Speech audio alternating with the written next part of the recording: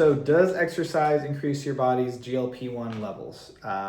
In short, yes. This is pretty backed by recent research coming out over the past few years since these drugs have really come into the mainstream.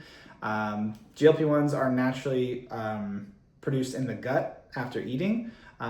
Exercise just gives that another boost. And the great thing is both cardio and resistance training help with this, help increasing GLP-1 levels. So you want to have a nice blend of both, which you would want to do that anyway, whether you were on GLP-1 medications or not.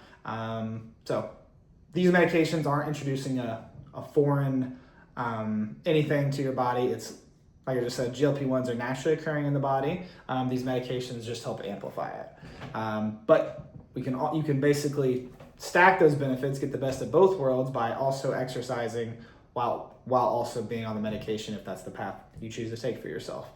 Even after a single workout, you can see an increase in your GLP-1s and start seeing the benefits. But the more workouts you stack day after day, week after week, month after month, you're going to see those benefits chronically as well. And then that's how you can reach your goals, but actually remain where you're at and just finally get out of that yo-yo that so many people find themselves in when it comes to weight loss and weight management.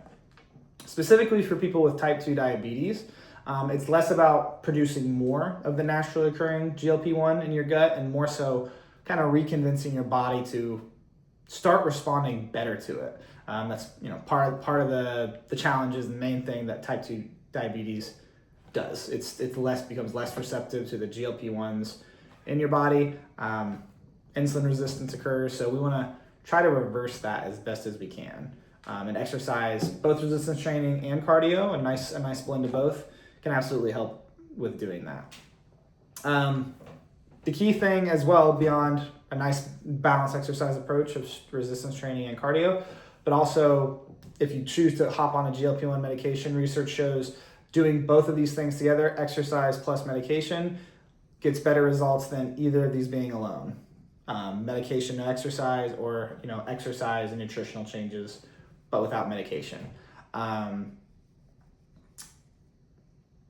It helps you maintain those results, like I said, if you're exercising while on the medication, and get out of that yo-yo that everyone is in so much. And the exercise is really, really important for preserving muscle mass. More studies coming out. It's like NBC News actually posted an article on it a month or so ago of the higher risks of osteoporosis and bone loss and increased chances of like broken bones and everything like that. So resistance training mitigates all those things and makes them much less likely because we're building muscle, increasing bone density. Strength training literally does the opposite of all of the risks that starting GLP-1 opens you up to. So it's not only risk mitigation, but it's also going to help you keep the results that you work so hard for and spend a lot of money on, because these medications aren't getting any cheaper. Bottom line, the exercise or the medication is not replacement for exercise, and the same is true of the opposite. The exercise doesn't replace the medication. Can you get to your goals purely on the exercise? Absolutely. It just might be a little slower. Can you get there purely on the medication? Absolutely, but those results probably will not stick around.